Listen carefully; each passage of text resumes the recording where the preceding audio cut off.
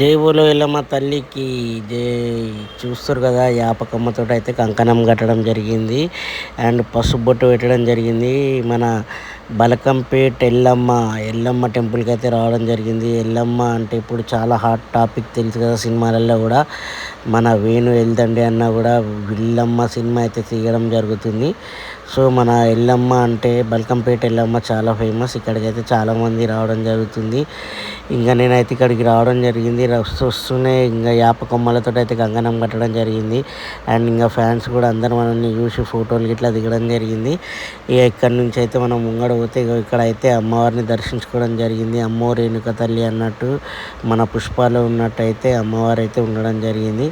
And ఇక police bye అయితే మనల్ని చూసి మనకు ఫ్యాన్ అయిపోయిండు. మనతోటి ఫోటోలు వీడియోలు అయితే తీయించుకోవడం జరిగింది. మనోడైతే తెలుసు కదా, ఇక ఫ్రెండ్ లెక్క హాయ్ అని చెప్పడం జరిగింది. ఇక ఇక్కడ నుంచి అయితే ఎల్లమ్మ తల్లి విగ్రహాన్ని అయితే దర్శించుకోవడం జరిగింది.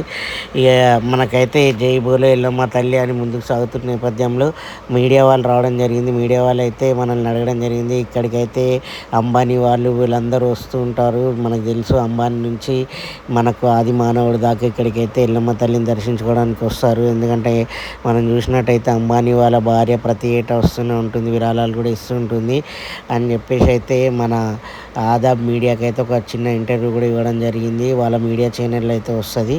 ఈ విధంగానైతే నేను బల్కంపేట ఎల్లమ్మ దగ్గరికి వెళ్ళి దర్శనం చేసుకోవడం జరిగింది. నన్ను ఇన్వైట్ చేసినటువంటి వినోద్ గౌడ్ గారికి, అలాగే రెడ్డి గారికి, అలాగే బాబురావు అన్న గారికి, వాళ్ళందరికీ ధన్యవాదాలు తెలియజేసుకుంటూ ఈసారి అయితే 2026లో అయితే బల్కంపేట ఎల్లమ్మ జాతరకు అయితే వెళ్ళడం జరిగింది. జై బోలో ఎల్లమ్మ తల్లికి.